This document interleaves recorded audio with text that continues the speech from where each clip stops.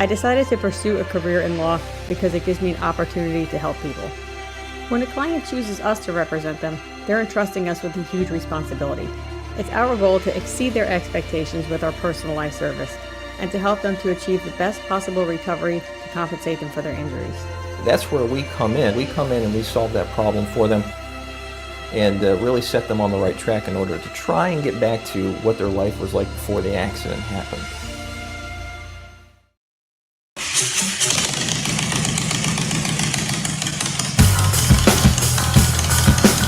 Welcome to the Big BoneYard. Enter at your own risk.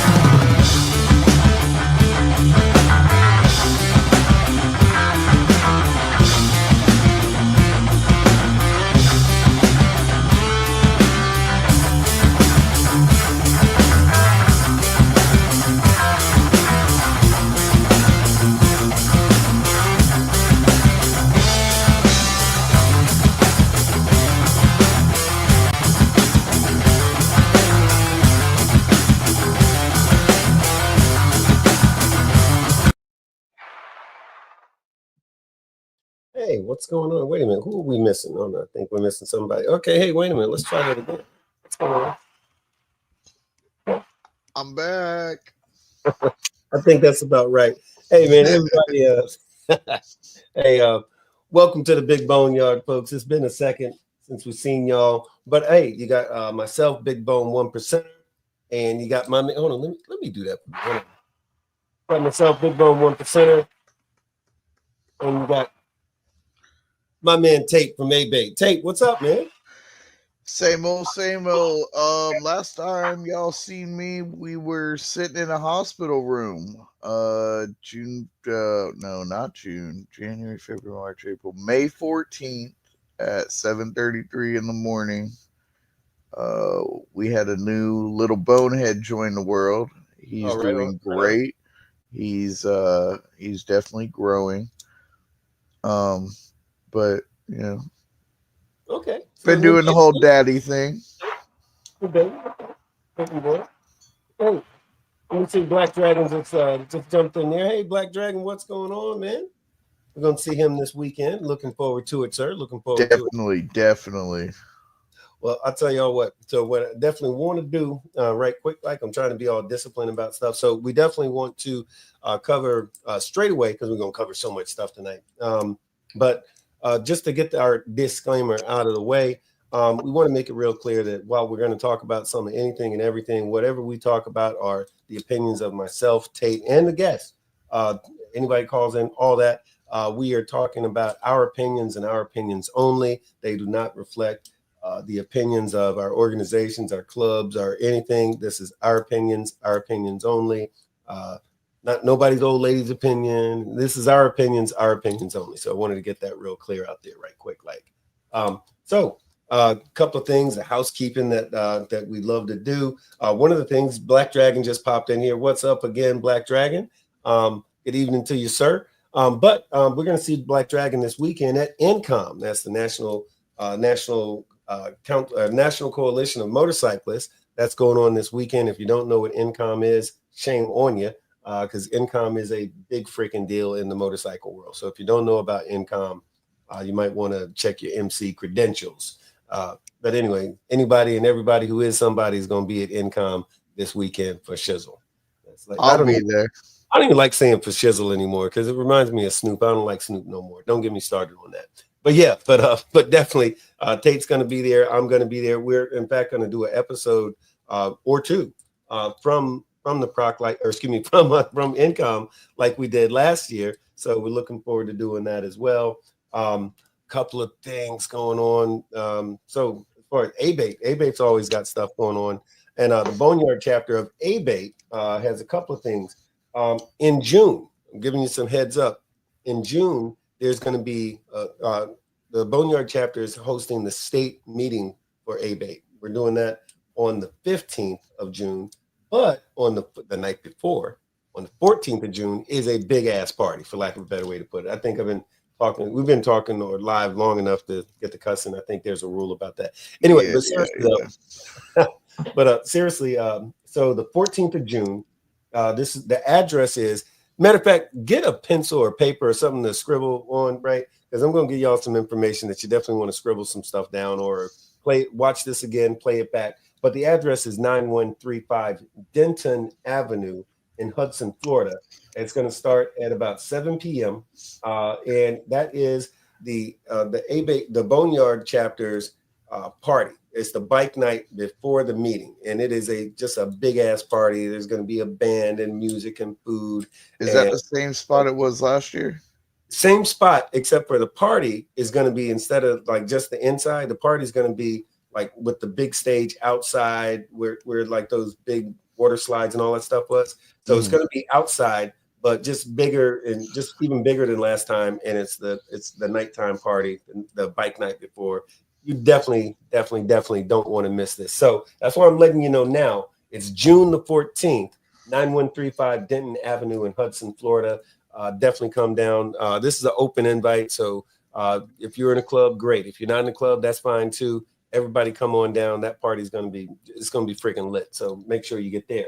I will let y'all know that, there was at one point in time, there was a hell of a chapter in ABATE that was known for throwing parties. Oh yeah. And that was Lake County.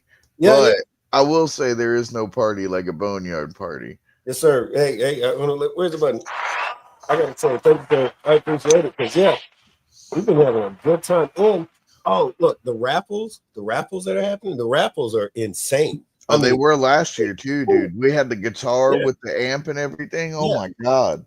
Yeah, somebody got that for for a raffle ticket. And we're talking that was like $5,000 worth of gear between the amps and all of the I'm not a guitar guy, but like all of the stuff that goes with a professional guitar setup, it was all of that. And well, the crazy thing, they were talking to us about it, and we're like, we're bikers. We don't know nothing about guitars. Right. But the musicians, that was crazy. The musicians were all like losing their shit. They were like, oh my God, I can't believe it. Hey, Too Tall, what's up? Too Tall, Too Willing. Good to see you. Switch, I see you over there, brother. Yep. Good to see you. But yeah, so and matter of fact, so we've got in fact that guitar was a Fender Stratocaster or something like that. It's like a really expensive, well-known, high-quality guitar. But anyway, we're doing that kind of stuff again. We've got some very cool things that are going to be raffled off. And these aren't auction items. These are raffled off. We're doing a 50-50, all that. So again, that's June the 14th, 9135 on Denton Avenue in Hudson, Florida. And the other thing is coming up much sooner. That's on May the 7th. So that's, what is that, Wednesday or tomorrow night? Or what's today, Monday? So that's Wednesday this week, 2 days from now, at 7 p.m. is Boneyard Bike Night. That's a monthly bike night that we do in Newport Richey, Florida.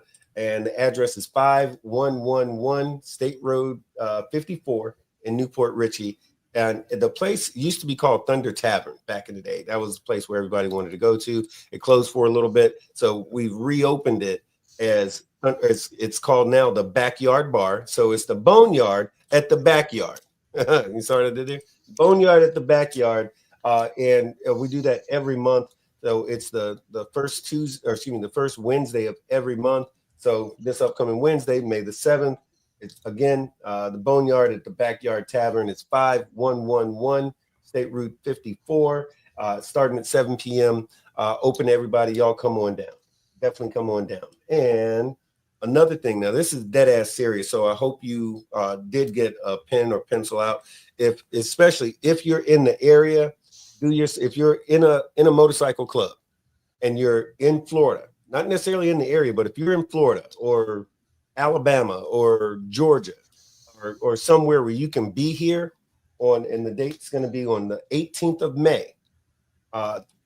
One of the foremost attorneys in North America on the subject of RICO is going to be doing a seminar at my COC. I'm the chairman of West Florida Council of, West Florida Confederation of Clubs, and we are doing an open COC meeting. That means that anybody who needs to find out this information is invited to come. Don't bring no bullshit, because we don't do that at the COC. Whatever your issues are, leave them where you owe rent. Don't bring them here. But this is a very important thing.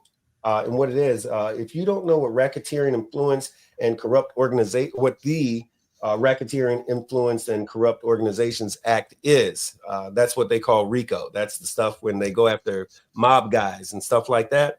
Well, unfortunately, the government, both state and federal, are using RICO laws to go after motorcycle club members, motorcycle clubs and members. And here in Florida and most of the Southeast, things have got real hot. I got pulled over. Matter of fact, I wasn't even on a motorcycle. I was at the VA, and the cops surrounded me like the doggone SWAT team, started asking me questions about my motorcycle club, and I wasn't even wearing any rags. But, they ran the plate, saw a motorcycle, and just had at it. And yeah, they flipped my stuff and tossed. I'll tell you all about that another time. It wasn't cool, but no problem. I had my lawyer on speed dial, literally on voicemail, or excuse me, on what do you call that, loudspeaker thing? Yeah. Had him on speaker immediately, let him talk to the cops so I could shut the fuck up. But it's getting real serious. And that little story I had, it's being repeated every day, several times a day, all over the state of Florida, all over Georgia, all over the southeastern United States. Because 5-0 is up to some shit, y'all, a lot, for real. So if you want to educate yourself and very important, to be able to educate your club on the do's and the don'ts and what the hell is really going on. Seriously, if you're really about this life, educate yourself. So if you want to learn about RICO, the address is 7445 Chester B like Bravo McKay Drive in Newport Richey, Florida. Again, that's 7445 Chester B McKay Drive in Newport Richey, Florida. And the date is the 18th of May, and it's going to start at 12 noon. And there's going to be free food there. Of course, throw a donation. There's going to be a ton of free food there. And there's drinks there at the bar for you to buy and all like that. But definitely make it your business to come on out. Seriously. And if you can't make it, somebody needs to know about this, let them know. It's just that important. While you're at it, while y'all are here visiting, thanks for coming through. Hit the like button, smash the like button, subscribe, share. What are they supposed to do? Like, subscribe, share, tell a friend, phone a friend, carrier pigeon. Hey, whatever, smoke signal. I don't know what y'all do anymore. I got a cell phone. I shoot a text out, FaceTime your homeboy, let them know what's going on.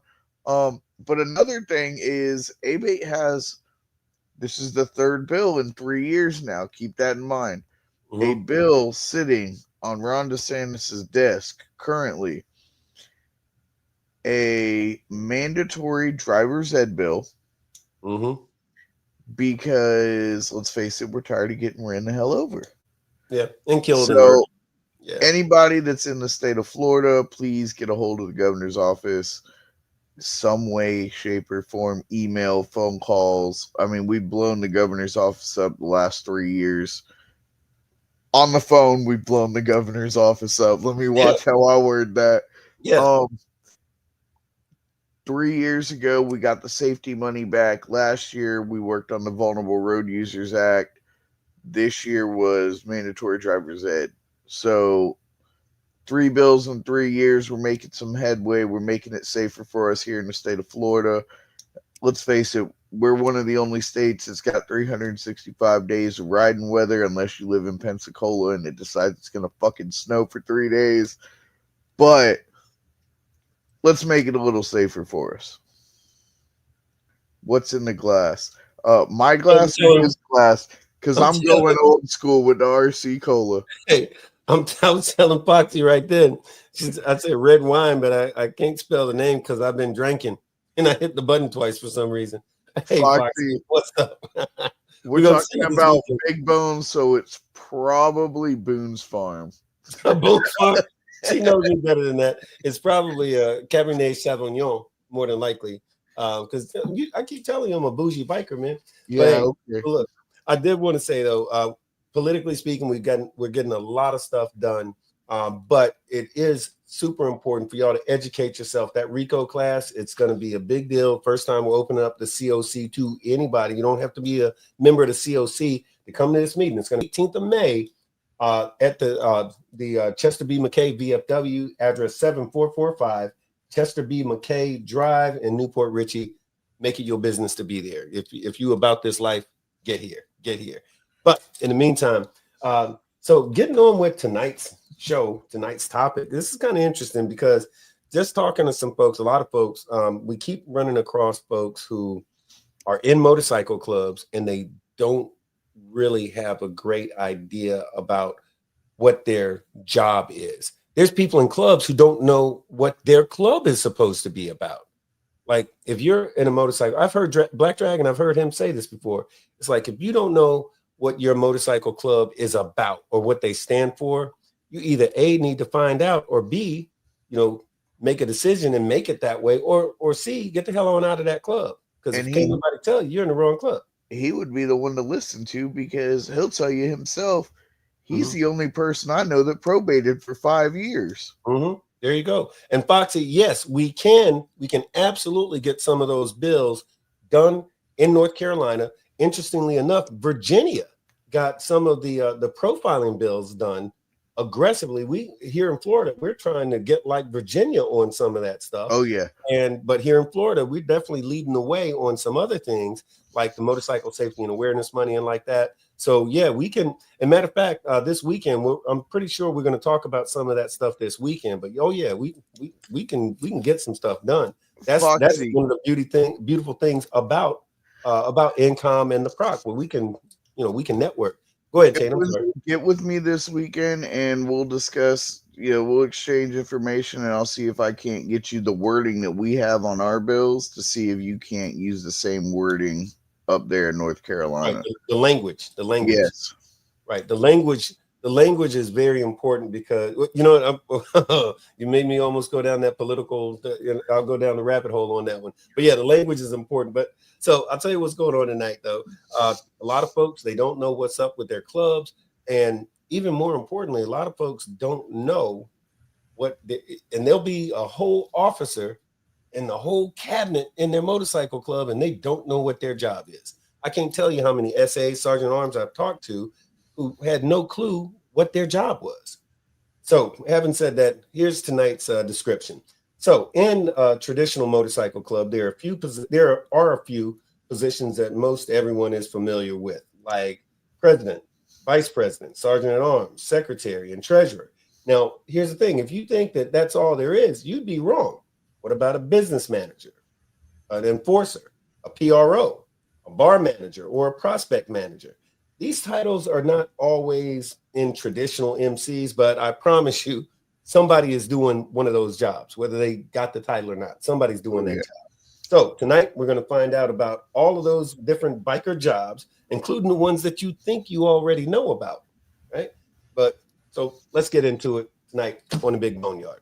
So that's what's up. So first thing, we're going to keep it real easy because everybody knows what a president of a motorcycle club is, right?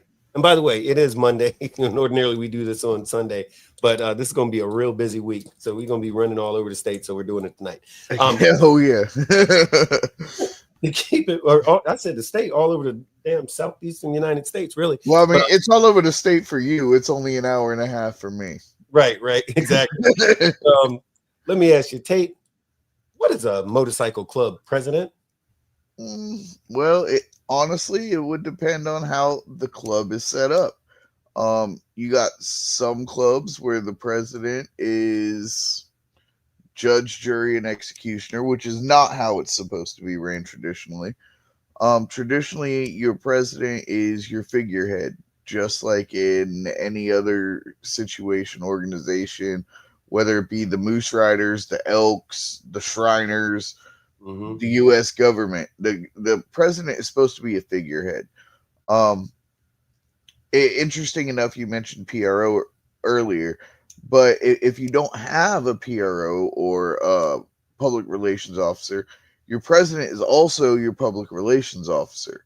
Well, what we like to, or what we used to say back in the day is, your chapter president is by default the PRO for your club, whether you got one or don't. That's who it really is. But I don't want to delve into PRO too much right now, because my question is, by the way, Foxy, girl, she knocked it out of the park like she does. She said the title is one thing, but the disconnect is folks aren't always the right person for the title or the job. And amen. I wish this thing had where's that baseball bat sound where you knock it out? Yeah, that's a home run right there. That's what she just did. That's a straight up home run, because God knows that's the truth. But going back to this president, what you're saying is correct. A president is definitely a figurehead, but I want to get all technical with it, right? So, and this is just for folks that know or that don't know. A lot of folks, like you said, they'll say the president is the figurehead of the club, and some people say, oh, the president, he's the one that makes all the rules and all like that, and that's not true. The president of any motorcycle club, and a legitimate motorcycle club, is a servant. He serves at the will and represents the interest of the motorcycle club. Now, he does have some say-so and certain executive things that the president and only a president can do and say and get away with and all like that. But in real life, the president does and executes the interest of the chapter. Now, the president, like you said, he's the face of the club, meaning when you need to interact with somebody outside of your club, like another club or a business, or a lot of different scenarios might come up. But the president, he's the face of the club, he's the spokesperson for the club, he's the representative of the club, right? Yep. That's the president's job. And to do whatever the club votes on, he's supposed to make that happen. He's supposed to execute that. He's supposed to make sure everybody's doing what they're supposed to do in the spirit of what the club asked for. Here's a funny thing about that. And if there's a vote, presidents normally in a true traditional motorcycle club, the president does not get to vote. He can do a tiebreaker. If there's a tie, he gets to vote. That's the only time a president is supposed to be able to vote. A lot of folks don't understand what that is. So to dispel the belief of the president being the 800-pound gorilla in the room, slapping everybody around, making them do all the stuff and all like that, the president works for the body. And that's a thing that people really need to get. So if you got a bad president, look at your chapter inside and out first and say, well, what are we doing? And if somebody don't know that the president works for you, it's time to fix that. It's time to fix that. So if you don't like the way the president's doing, you can vote, or you got to look at your whole body and say, hey, what's going on here? Because the president works for the body, right? Okay, anyways, I don't want to babble too much about that. Black Dragon just said, if you're not the right person for the job, you can educate yourself and get up to speed. Now, if you have the desire to do such, this is where programs like these books and other information can help. Did Black Dragon just pitch a book on the Big BoneYard? Where's my book? I will say I have read both Sergeant at Arms Bible and the Prospects Bible. Well, so, I'm gonna read the new book, MC Protocol 101, whenever I get it, Black Dragon. But anyway, I want an autograph copy. Yeah, he knows that. But so that's what a president is. So I hope we dispelled some beliefs, or maybe explained a little bit better what the heck that is. Okay, I know. I'm just playing with you, man. But hey, so the next one, Tate, please tell me, what is a VP of a motorcycle club? So your VP should be the guy that's dealing with the day-to-day runnings of the club, making sure, just like the president, making sure everybody's doing their job. But he's going to be a little more hands-on. Your VP technically usually does get a vote. When I was running my chapter down south, my VP was allowed to vote. I was not. That's just the way I ran it. That's the way it should be ran. Another thing I should have added to the president's section is president shouldn't be allowed to touch money. Yep. Absolutely. I'd say that all the time. I mean, So, even in our organization, technically the president can handle money and can sign on checks, but it's not a good look. And the president, just remember, if you're at the top of the hill, it's lonely at the top. But no, your VP is going to do your day-to-day running of the club or chapter or organization, whatever it may be. They're going to be the one that's constantly in contact with everybody, trying to make sure everything's getting done correctly. gotcha. Now, if I'll add to that, not I agree with you 100%. The way I always look at a VP position is the VP is, of course, he's hands-on, but he's the one that has the direct interaction with all of the members. The president can say, "Here's what we need to do," and we've decided this is the move, this is the play. So that VP, he's the one that's dealing with all of the members. If there's a problem, an issue, a concern, whichever, you don't even need to go to the president. In fact, it's you're breaking not protocol, but you're breaking the chain of command. If you're trying to bring everything straight to the president, right? You're supposed to go through your chain of command, which in most cases is, depending on the circumstances, sergeant at arms, then your VP, and then if the VP can't or won't handle that situation, whatever it is, then at that point it's brought to the president, and usually with the whomever has the issue and the VP. So the VP is the buffer between everybody else and the president. But he's also the individual who, like you said, he handles the day-to-day regular stuff that the president don't even need to hear about half of that stuff. And if you're a president, you really don't have the time. If you're doing your job right, you don't have the time to hear every single thing that's going on that doesn't really have anything to do with you running that club properly. So that's a VP. Sergeant at arms. I'll start with the sergeant at arms and saying, my opinion about a sergeant at arms, and I know, Tate, you know a lot about this one, but so here's the first thing. If you're a sergeant at arms and you're doing your job right, then you're the most hated individual in your chapter or in your organization. Nobody's just in love with the sergeant at arms, because guess what? He's the guy who has to enforce the bylaws for everybody, including the president and the vice president and everybody else. He's the guy who has to, if he's doing it right, he has to know the bylaws, he has to know the rules, he has to follow those rules, and he has to enforce them. Even if it's his best buddy and we used to be in this other club together and you're really my third cousin on my mother's side, or don't matter. If you're the SA and you're doing your job right, then it's going to be hard to have a bunch of folks, being all buddy with you. But that's just one thing. But what is his job? What is the job of the sergeant at arms? So, for those of y'all that have been watching for years, I've held a number of positions within the organization, and I am still currently the state sergeant at arms. My job is to be the asshole. I can say that because we've been live for 24 minutes, and we're not going to get canceled because of this.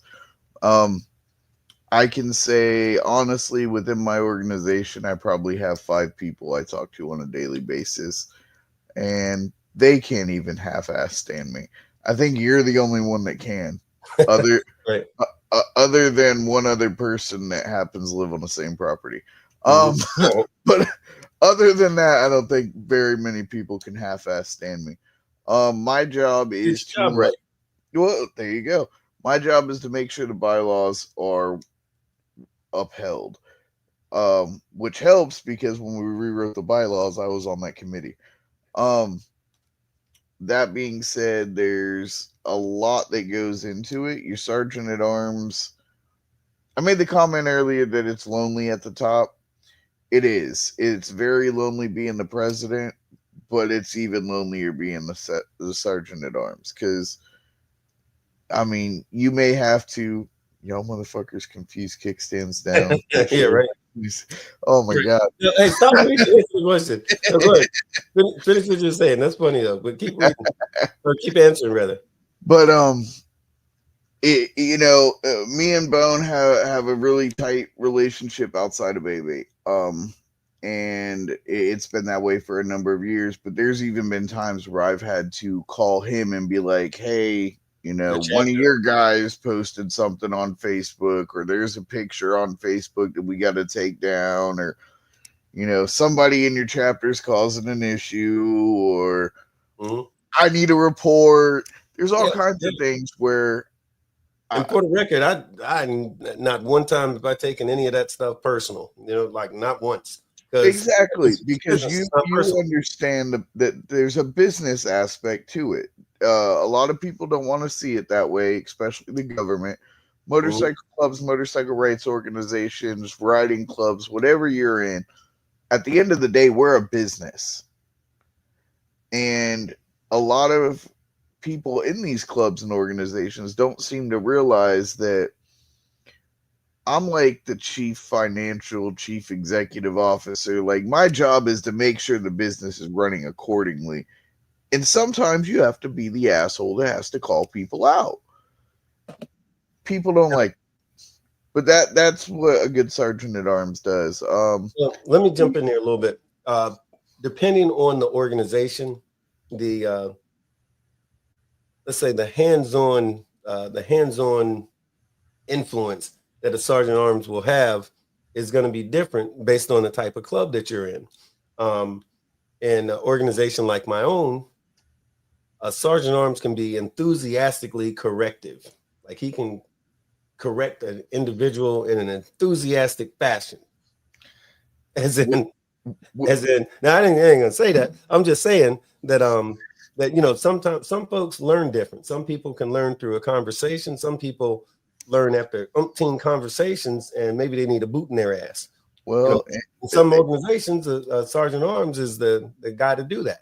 But the sergeant at arms is also the guy. I'm saying in the MC, he's the guy. Hey, if somebody's messing up and they got to be put out of the club, he's one of the guys that's got to do it. He's got to go and get their stuff. He's got to do a lot of things that are just unpleasant. So if you are a sergeant at arms, you know, take your job seriously. Your chapter, your club depends on you taking your job seriously. Oh, yeah. And you can't be worried about how many friends you're going to have in the club when you have that job. So understand that that is a part of it. And the reason we're talking about that is because a lot of guys get in that position because they're cool with somebody, or because he's a big guy, or because he beat up somebody real bad when he was in the 6th grade. And the person that gave him that job might not even understand what that title actually means. But guess what? When you become a sergeant at arms, it's your job to know what that job is and everybody else's job and the bylaws and everything else. Foxy just said a second ago, where was it? Foxy said, please explain to the masses who runs the meetings, i.e. club meetings, board meetings, etc. And guess what? It's the sergeant at arms, same guy. As in, if somebody's getting out of line, it's the sergeant at arms that tell them, hey, calm the hell down. So really, in a meeting, you're going to have your president and or your sergeant at arms or your president. And a lot of times it's your sergeant at arms telling somebody to be quiet so the president can finish saying what he was saying, or any of that. But it's the sergeant at arms. That's his responsibility.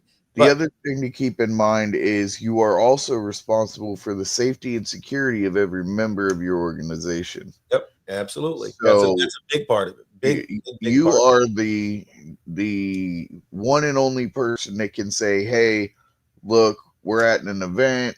I don't like the way this situation feels. We're rolling out, and we're rolling out now. Yep. And there ain't nobody up to and including the president that can tell you no. Yep. Absolutely. That is a fact. I've seen it happen before. Before. Keep that in mind when you're trying to select a sergeant at arms. You want somebody that is going to be level-headed, make the right decision at the right time, but also look out for the best interest of the organization as a whole, especially when it comes to a security and safety standpoint. You know, about 10 years ago, I was in a city called Lakeland, Florida. And I was literally, well, I went by myself. It was myself, and I think I had I had a probie and somebody else with me. We were at a place called Mojo's in Lakeland, Florida. Anyway, so these club members from another club came in the building. I saw the chapter president. which he knew me, I knew him, I knew them, they knew us, that whole thing. There was just 3 of us. There was probably 15 or so of those guys. They came in, and the SA, let's just say we've had some, myself and that organization had some issues. It didn't fare very well for them. And their sergeant arms, who was about 4 or 5 men back, kind of bust through bust through those 4 or 5 people that was in front of him, and glanced over, took a look, and turned around and said, "We're leaving." And the president said, "No. We're staying right where we are." The sergeant arms says, "Nah, Prez, we're leaving." And he looked back at me and said, "We're leaving." And he goes, "What the?" Did that? We're leaving. Guess what? They left. And 2 days later, I got a phone call with the president of that club. He was, 10 degrees hot, like angry. Like, "What did you say? What did you do? What did it?" I'm like, "Hey, whoa. First of all, we ain't cool like that. What are you trying to find out?" He wanted to know what, if anything, was so important that was going on that his sergeant arms made them all leave. Here's the answer. In real life, I had no clue. I mean, I had an idea. He thought there might be a problem. He thought they might got more of the same. So he didn't want that. He didn't want that smoke. But guess what? That was their sergeant arms. He made the call, like it or not. That was his job. He did it, and there was nothing nobody could do about it. And if they didn't like him, they got to get rid of him. But I can tell you this: I think he made a very good decision that night. But that's what happens as sergeant arms. But let's move on. Next one, secretary. Now, a secretary is what is a secretary in an MC or in our lifestyle? Secretary is the individual that keeps all the minutes. They're also going to record the bylaws. They're going to record any kind of files and or paperwork of any kind is going to be kept with your secretary, with the exception of maybe the bylaws. The bylaws the sergeant at arms should have on him at all point in time.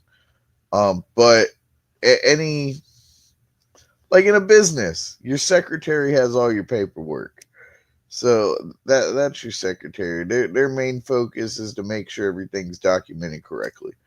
That way, let's say, me and Bone are in a club and something goes down in a meeting and we decide Joe Schmo from the Walmart Riders is no longer allowed in the clubhouse on Saturday nights for open house. Well, the secretary is going to have that documented in his minutes. That way, when he shows up, somebody can be like, "Hey, didn't we?" "Yep, sure did. Here it is in the minutes at da-da-da-da-da. Big Bone 1%er stated that Joe Schmo from the Walmart Riders is no longer allowed in the house."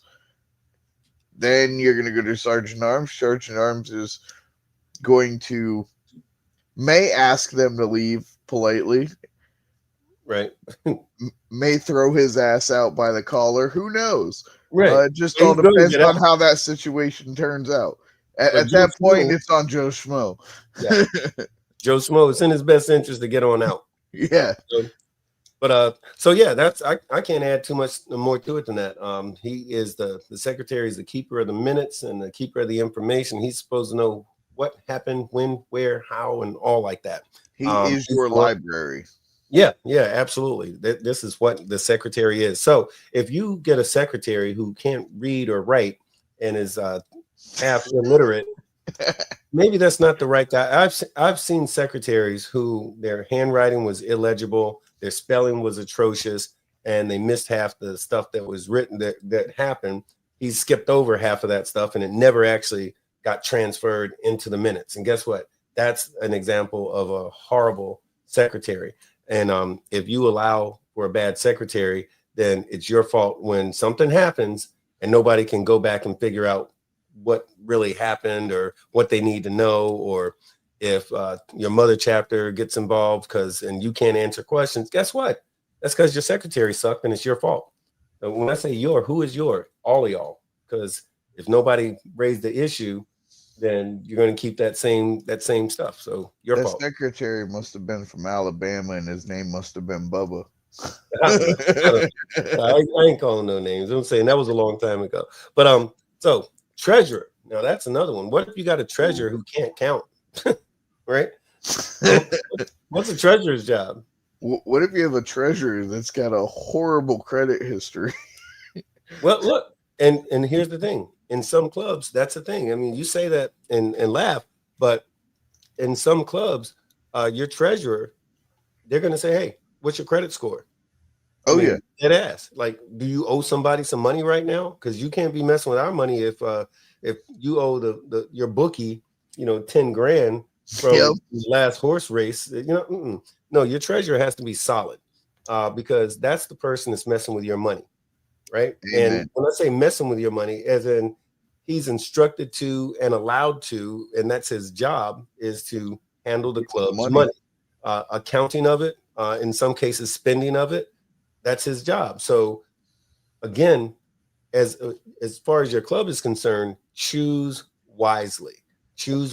Make sure. And then look, if you have a treasurer and it comes to pass after you just made him the treasurer 4 or 5 months later, he's not doing so good, drop him like a bad habit. Get somebody who can do math and who is responsible with money. And matter of fact, and always look, the best litmus test is, how does he handle his own money? Like if his bike is always busted down and it takes him 2 months to get it out of the shop and he's always struggling and brother, let me borrow a dime type of situation. Guess what? That is not who you want as the treasurer. Foxy said it best. The math better math if you are the treasurer. Yes, ma'am. That's it. That's it. The math better be mathing. If your math ain't mathing. Right. Sorry about your luck. That's it. The math better be mathing. Hey, and the motherfucker that walks in and goes, "Oh, I want to be the treasurer." No. Yeah, that's it. Well, there's the reason. It's just like the guy who just really wants to be the president is usually the wrong guy to be the president. Oh yeah, usually the best person for the job, the guy that motherfucker don't want it at all. He's like, "Nope, I'm good. I just want to be a member." And they're like, "You'd make a good president." Nope, I just want to be a member. That's going to be the best president that club's ever had. Yeah, typically that's the thing. I've seen that more times than I know how to count. Because he knows the responsibility that he's going to have to undertake if he becomes president, and he's already thinking about how serious it is. So yeah, that typically is a person who makes a excellent president. So we got let's see, Pres, VP, Sergeant Arms Secretary, Treasurer. Let's talk about something that don't everybody know about. Hey, hold on real quick. We're about halfway through. So if you haven't done it yet, hit that like button, share, subscribe, phone a friend, send out a smoke signal, carrier pigeon, sled dog if you're in Alaska, whatever. Yeah. But share the show. That way we can get more people interested in the show. We can influence and teach some more people about some motorcycle shit. Yeah, this is a good subject. You got real bikers out here talking real biker shit. Let's get the word out. That part. Oh, also, hey, if anybody out there, if you got a question, comment, or concern, you can give us a call tonight at 310-870-8994. We're live on a Monday night, and that's wrong, but we'll tell you about that later. Anyway, so bar manager is something that a lot of clubs, traditional clubs, actually have. You don't hear about it. Well, typically, when you're talking about a cabinet, nobody says the bar manager, but that's a real job. And so bar manager is this. Not to be confused with a completely different job, but the bar manager is exactly what it sounds like. He's got one job and one job only, which is to manage the freaking bar, to make sure everything's stocked up, to make sure that in this case, money, if there is money going across that bar, he's supposed to know about it. He's supposed to be keep a track of the money and the product, meaning, like the beer, the wine, the soda, whatever it is, and front and face, like the what do you call that thing? The shelf where the freezer where you put all the sodas and whatnot. Yeah. So that thing's neat and clean looking. The bar's neat and the drink cooler. Yeah, the drink cooler, whatever it is you got. All that stuff is supposed to be squared away, and the stock room, all that stuff. That's the bar manager. It's like a bar manager is half cabinet member, half probie, because. Well, I was gonna say, I've been to a lot of houses where the bar manager is the probates. Yeah, yeah. Well, it's not the same thing. A probate is going to be doing all kinds of stuff, carrying ice and all like this kind of stuff. But the bar manager is the one who's telling them to do it. But Yeah. but if you don't have some probates, guess who's doing it? The bar manager. Matter of fact, the good bar manager is going to be doing it even if he's got probates there, because he's going to constantly be seeing stuff that needs to get squared away, and he's going to be on it. Black Dragon saying that the bar manager, he said, a bar manager can also be the business manager in a 99 club, which that's the exact thing I was just getting ready to say. I was saying a little earlier, not to be confused with, but often a bar manager and a business manager can be the same thing. Like in a 99 club, it's often the same exact guy, same exact job. So a business manager, this is where it gets a little bit interesting. So a business manager, a lot of times we think that the president is the guy who deals with the outside entities, and that's true. But in regard to certain business related things, it's the bar manager.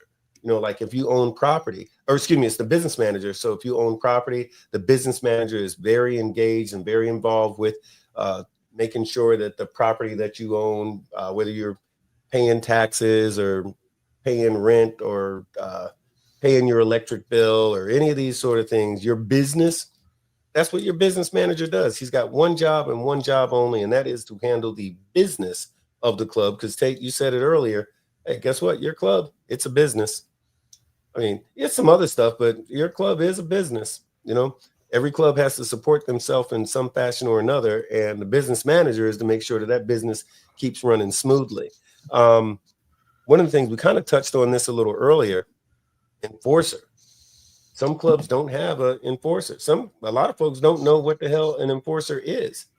So some clubs, oh, douche, I just seen that comment. That's actually a good point. Donations only, definitely. That way you're not running an illegal bar. Or if it's a legal private club, only members can purchase drinks. Keep that in mind. Yeah. Because that could get you tied up in some shit. Yeah. And I will say about that, whilst that is very true, it's very much contingent upon that club. Because I've gone into clubhouses that had a whole ass ABC license with the government. Blew my mind. So that does happen, but everybody's got to handle their business the way they handle their business. But that is a heck of a good tip. It's a good rule of thumb for a lot of folks who don't have ABC licenses and stuff like that. But no, as you're saying, club enforcer, tell us about that guy. So in some clubs, you don't have an SA, you have an enforcer. In some clubs, you'll have both. In some, you'll only have an SA. I know certain clubs that I've been around the state, their SA is going to be the guy that might go to you to have a conversation, where the enforcer, well, when you see him, you know what time it is. But at the end of the day, it really depends on how your club's set up. Your enforcer may be your SA, or you may have a different guy doing it. It just really that one's a little tricky because, like I said, it depends on how your club is set up. It depends. Like if you're talking about like a OMC moves a little differently than like a lot of 99 clubs don't have need for a club enforcer. And a lot of times when you see like a 99 club, they got a club enforcer. That's a club that's been around for 6 months and seen too many TV movies, right? They don't actually need a club enforcer. But for you're talking about OMCs, diamond clubs, and like that, it's not uncommon to see a enforcer in a club, especially in certain states. And like you said, there'll be a sergeant arms and an enforcer. The enforcer a lot of times serves as the right hand to the sergeant at arms. Hey, I can't be in two places at once. I need to go and see so-and-so and pick up such and such, or I need to see so-and-so and insert my boot in so-and-so's ass. Well, like in my situation, being over the whole state of Florida, I'm entitled to a assistant sergeant at arms, but technically because I'm in the north part of the state and Florida's a very big state, I could have one up north where I'm at. I could have one down south by you, and I could have one in Central Florida. Stop telling Just people where I live. But as you were saying, no, I go ahead. said down south. I said down south. I didn't say how far south. Right. I didn't let them know that you live next to mile marker 1. Right. Oh, damn it. Like you walk out the door and there's the buoy. No. Right. The only black guy in Key West. Right. Only straight black guy in Key West. Right. But no, because Florida is such a big state and it's so spread out, and people don't realize how big Florida is. It takes me 6.5 hours to get from where I did live to where I currently live. Mm-hmm. It takes me about 8.5 hours if I was going to go down to your neck of the woods. For me to go to Key West, it would take me probably a day's travel. Yeah, and that's busting ass. If I leave here at 4 a.m, I might make it to Key West by midnight. Right. Yeah. And that's just because of how far spread out Florida is. Other states like Texas, California, if they have a state essay, they may have multiple enforcers or assistants. Yeah, because of the size of the state. Now you got other states like Rhode Island that there's really not a need for anything like that. Right. Now, also remember, there's also a whole other thing. There's, depending on the type of state you're in, there's also nomads, which typically when you think about a nomad, you're thinking state to state, can pop up, go anywhere, and no home chapter, that kind of thing. But larger states, you have a tendency to see more nomad activity in those larger states. But that's also contingent upon how many chapters that a certain club might have. So next thing, PRO. We kind of touched on that a little earlier. One of my favorite things, PRO, Public Relations Officer. There are many a club, especially on my side of the fence, who don't know what a PRO is, never heard of it, right? But a PRO, and guess what? I said earlier, whether you heard of it or not, somebody in your club is doing that job. So by default, the PRO, no matter what the club is, it's going to fall to the president. He's the face of the club. He's the, hey, how you doing? Or sometimes he's the, sit your ass down. We need to get something straight. But he's the face of the club.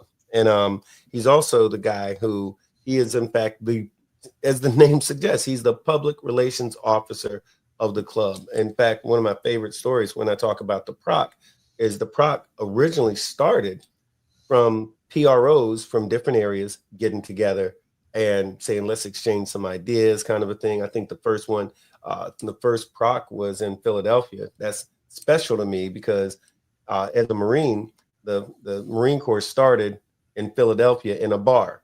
The PROC started in Philadelphia in a bar, so everything after that is nothing but good shit to me. But a lot of motorcycle clubs started in a bar. Okay, hold on 1 second. Hey, hello, and thank you for calling. You're live on the Big BoneYard. Who may we ask is calling? Excuse me, it's Joey Lester. Oh, Joey. Hey, brother, we are live on the air right now on the Big BoneYard. We're doing a special episode. We're wrapping up here in just a minute. Can I ring you right back? You're in California time, so. Oh, hey, do you dig my radio voice? You dig the radio voice? I dig your radio voice. Right on. Hey, give me just a few, brother. I'm gonna hit you right back. All right now. Go in, Tom. Talk to you later. Okay. So that was the lawyer for Incom. So that was kind of cool. I saw it on the thing. All right, but anyway, so PRO, that's what a PRO is, a public relations officer, and they're the ones who know about the parties, they know about the events, they orchestrate their events and get-togethers with other clubs in the area and outside of the area. PRO knows what's going on, and they're also they're that person if somebody's got something going on, or that's who they're the point of contact for your club. So that's the conduit for all kinds of good information. That's what a PRO is all about. And last thing, prospect manager. Now that's one. Prospect manager.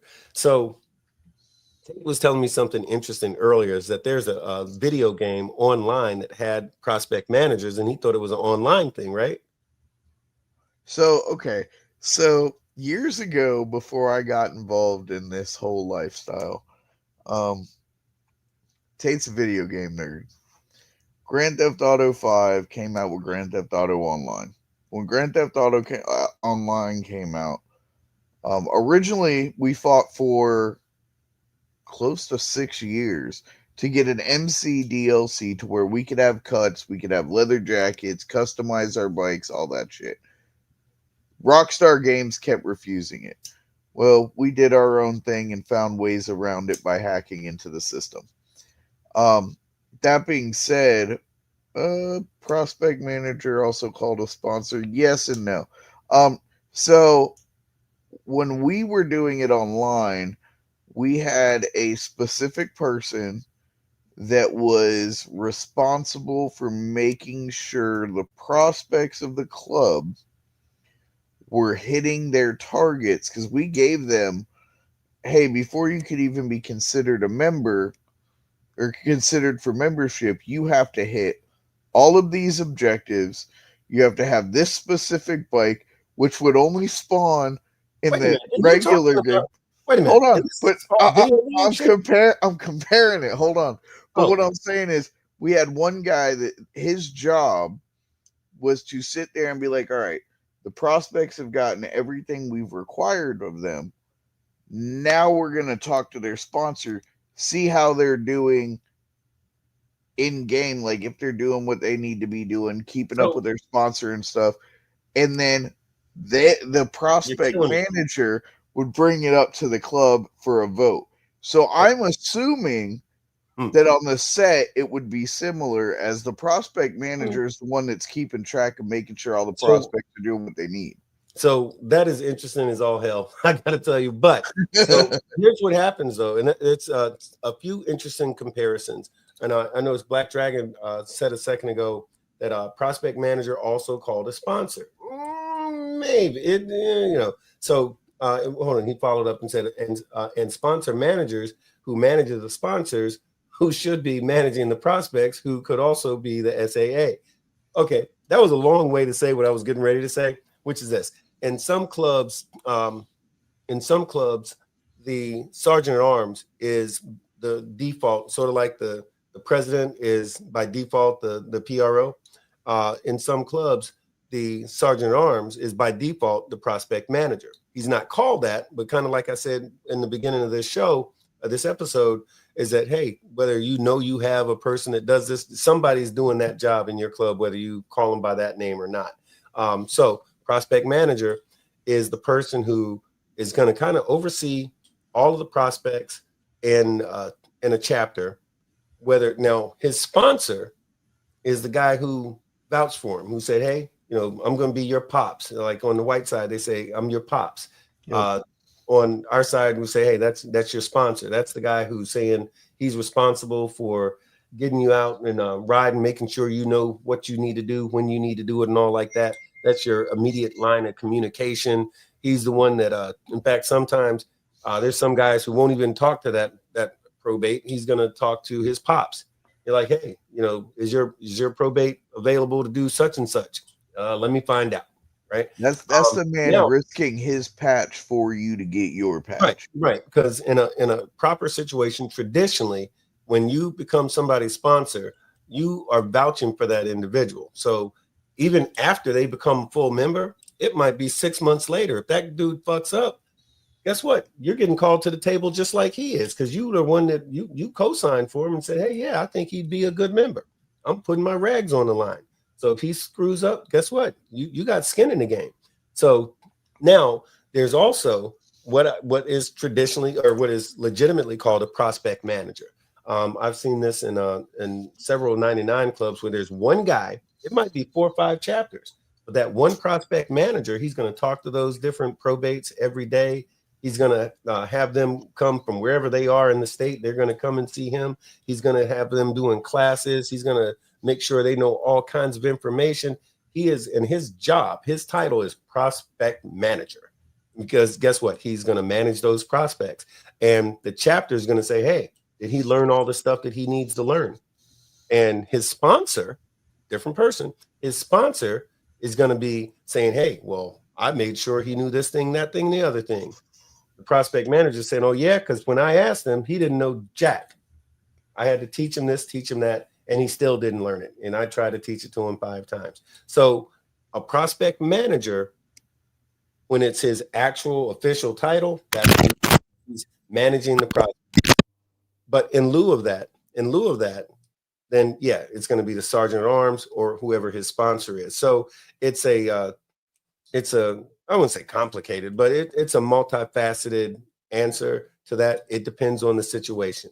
But somebody's teaching that prospect, or at least they should be, because if they're not teaching the prospect, then that's why you got messed up clubs. You got people that's been in the club 4 or 5 years and don't know jack about their bylaws. They don't know nothing about motorcycle history, tradition, and protocol because nobody's teaching them. And then in turn, they're not teaching nobody else, and so on and so on and so on. That's how you get fucked up motorcycle clubs on the set. So I think that's a great place to wrap this up. Every one of those jobs that we just went over is important.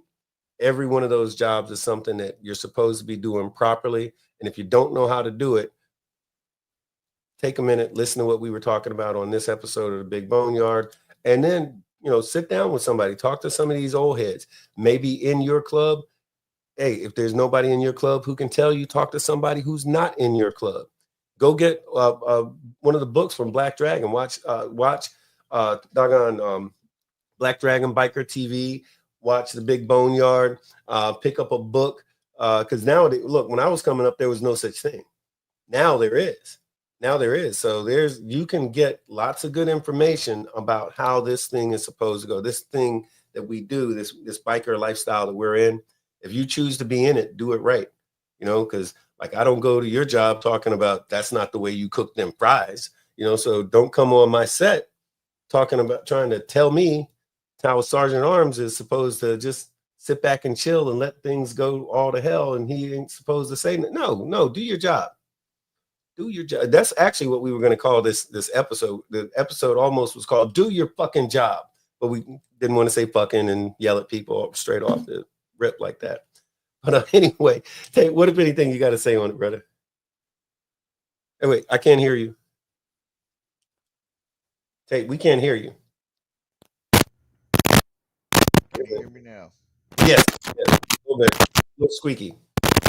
Now. A little bit. Okay. So. Okay, there you go. No, I'm not muted, douche. Okay, not now. We can hear you now. When I first came into this, I didn't know anything about the set, and honestly, the way I found Big Bone was through Black Dragon and watching his videos, and I came across Big Bone through the roundtable. Anybody that doesn't know and wants the information that's new to this lifestyle we live, or even wants to know more about this lifestyle we live, watch our previous shows. Watch Black Dragon Biker TV. Go all the way back to when Black Dragon was walking around getting lost in elementary schools talking about getting skinny. Get skinny. Yeah. Back in the day. Yeah. But hey, let me say this too. Even though we definitely encourage you to do all of the things that we just talked about, like, hey, check out these books, check out these videos, check out these old YouTubes and stuff like that. That's good. And I don't suggest a whole lot of, because there's a lot of bullshit out there too. There's a lot of people giving you bad information. Oh yeah. But I can tell you, dibber in the wind, solid as all get out. Hollywood. Hollywood's great. If you go back and find some of Uncle Shaggy's stuff. Of course, here at the Big BoneYard. But the biggest source of information about this lifestyle is to get on your motorcycle and ride it. Put get on your motorcycle on it. Hell yeah. Meet some folks, talk to some folks. And if you ain't doing shit this weekend, I mean, and you want to sit down and chop it up and you want some information, I'll be in Biloxi. Yeah. A number of the people we just named are going to be in Biloxi. Yeah. And I'm sure they'd be more than happy to take some time to talk to you. So if you ain't doing nothing this weekend, or if you are doing something, cancel it and come to Income. And in fact, I'm pretty sure it's all over my Facebook at some point. If not, I'll put some stuff out again tonight. But yeah, come up to Biloxi. A lot of folks, some of y'all, if you're in Mississippi, Alabama, Florida, Georgia, even Texas, Louisiana, you can get to Biloxi. It's not that far. But get to Biloxi this weekend, and you will do yourself a favor. If you're in the Panhandle, get a hold of me. I'm riding up for the day, riding back for the day, and then riding up the next day and riding back. If you're in the Panhandle and you don't want to ride alone, get with me. I'll ride with you. I don't give a damn. Right on. Well, I'll tell you what, y'all folks, so we've been at it for 1 hour and 5 minutes, and this has been a good one. I'm glad that we were able to do this show. We're doing it again. It's the wrong night for sure. But we wanted to just reach out and make sure we wanted to make up for not being able to do the show last night. But hey, share the show with some folks. Let them know it's out there because, a lot of folks were looking for us last night. But aside from that, thanks very much for coming here and taking this ride with us here at the Big BoneYard. We love you. We appreciate you. Y'all keep rocking and riding with us. And we'll see y'all again this weekend. Saturday. We're doing a show on Saturday. From I keep wanting to say from Income. All right. In the meantime, hey y'all, hey, peace out, man. We appreciate y'all.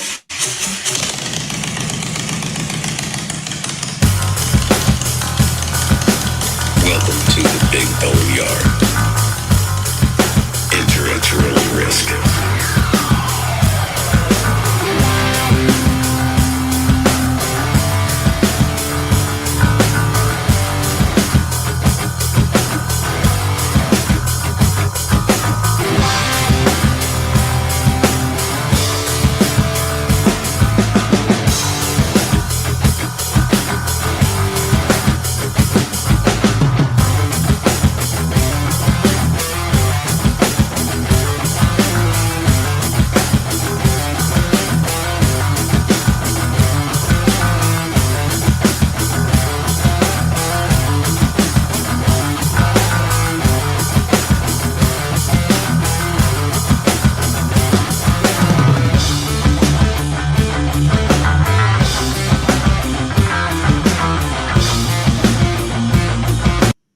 I decided to pursue a career in law because it gives me an opportunity to help people.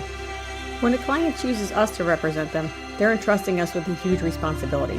It's our goal to exceed their expectations with our personalized service and to help them to achieve the best possible recovery to compensate them for their injuries.